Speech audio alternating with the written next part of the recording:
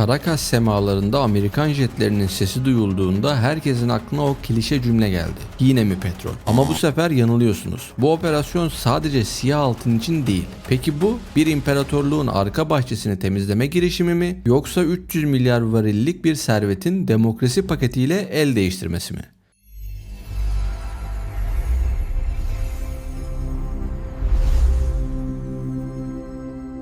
Ocak 2026. Tarih kitaplarına geçecek o soğuk sabah. Venezuela kıyılarına yaklaşan Amerikan donanması dünyanın beklediği ama olmaz dediği o fitili ateşledi. Biz bu filmi daha önce gördük, değil mi? Irak'ta, Libya'da veya Panama'da. Senaryo hep aynı. Sadece oyuncular ve coğrafya değişiyor. Herkesin bildiği o sihirli kelimeyle başlayalım. Petrol. Venezuela, Orinoco Havzası sayesinde Suudi Arabistan'ı bile geride bırakarak dünyanın en büyük kanıtlanmış petrol rezervlerine sahip ülkesi. Venezuela petrolü heavy crude, yani ağır ham petroldür. Katran gibidir, işlemesi zordur. Dünyada bu zift gibi petrolü işleyebilecek en gelişmiş, en büyük rafineriler nerede biliyor musunuz? Amerika Birleşik Devletleri'nin Meksika Körfezi kıyılarında, yani Teksas'ta. Amerika yıllardır kendi kaya gazı devrimini yapsa da o Teksas'taki rafinerilerin dişleri Venezuela'nın ağır petrolüne muhtaç. İşte bu yüzden Venezuela'daki musluğun başında kimin oturduğu bir ulusal enerji güvenliği meselesidir. Ancak Amerikalılar sadece petrol için girdi demek hikayenin diğer yarısını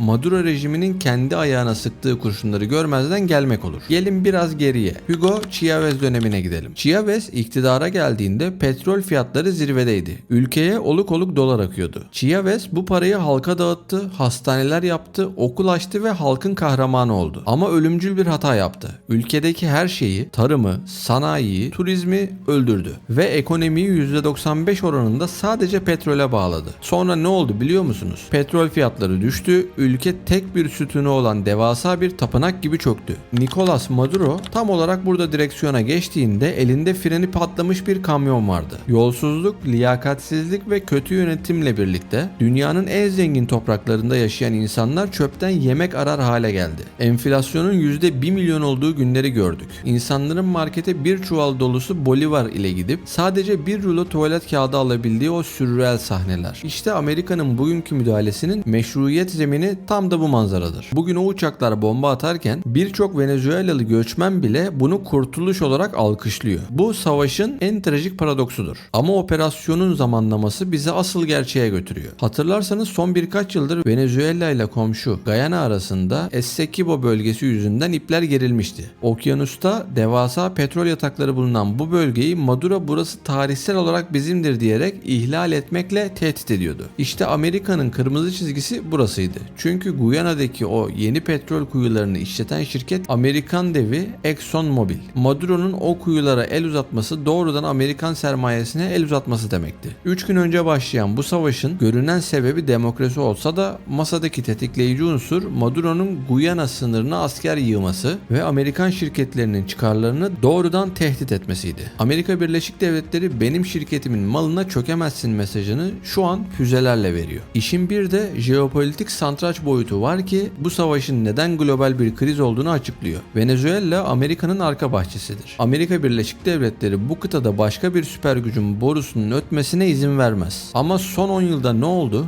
Rusya ve Çin Caracas'a yerleşti. Maduro parası bittikçe Rusya'dan borç aldı. Karşılığında petrol sahalarını Rus devleti şirketi Rosneft'e ipotekledi. Çin altyapı kredileriyle ülkeyi borçlandırdı. Karayipler'de Rus nükleer bombardıman uçaklarının tatbikat yapması, İran tankerlerinin cirit atması Washington'daki şahinleri çıldırtıyordu. Bu operasyon sadece Maduro'yu devirmek için değil, Amerika kıtasından Rusya ve Çin'i süpürmek için yapılıyor. Maduro'nun en büyük talihsizliği fillerin tepiştiği bu alanda çimen olmasıydı. Peki Venezuela halkı? Yaklaşık 8 milyon Venezuelalı zaten ülkeyi terk etmişti. Ülkede kalanlarsa elektrik kesintileriyle, susuzlukla ve çetelerin terörüyle boğuşuyordu. Amerikan ordusu şu an sadece Venezuela ordusuyla değil, bu milislerle de sokak savaşı veriyor. Ve korkulan o ki bu savaş kısa sürmeyecek. Savaşın ekonomik ganimeti sadece petrol mü? Tabii ki hayır. Venezuela periyodik cetvelin en değerli elementlerinin de yatağıdır. Altın, elmas, boksit ve hepsinden önemlisi teknoloji çağı için kritik olan koltan madeni.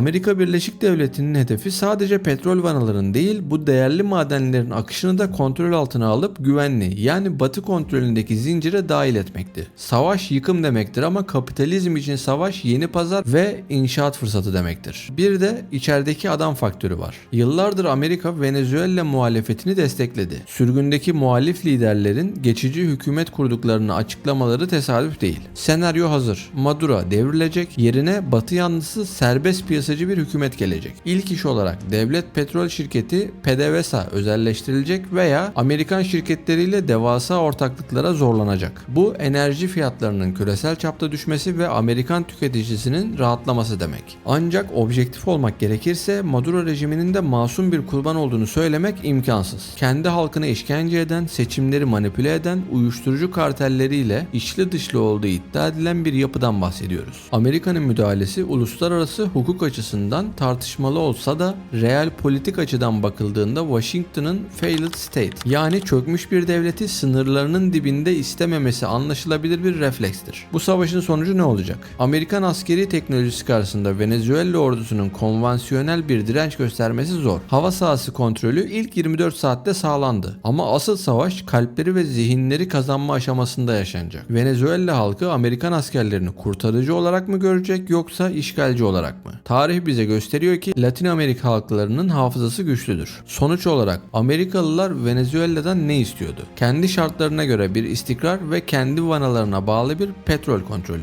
Bugün Caracas yanıyor. Belki yarın o alevler sönecek ve yerine McDonald's tabelaları, Chevron bayrakları asılacak. Marketlere tuvalet kağıdı gelecek, enflasyon düşecek. Ama bunun bedeli bir ulusun kendi kaderini tayin etme hakkının elinden alınması olacak. Bu videoyu izledikten sonra haberleri açın ve o görüntüleri bir de bu gözle izleyin. Savaşın kazananı kim olur bilinmez ama kaybedeni her zaman olduğu gibi evinin bodrumunda bombaların susmasını bekleyen o masum Venezuela halkıdır.